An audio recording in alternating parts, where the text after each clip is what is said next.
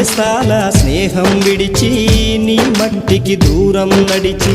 పై చదువుల కోసం నువ్వు పయనం అయ్యి వచ్చావా నీ మేధకు సమాధి కట్టే మోసానికి బలి అయ్యావా ప్రాణమల్లె ఉన్న చదువుని పార్ట్ టైముగా మార్చావా బాధల్లో ఉన్నాగా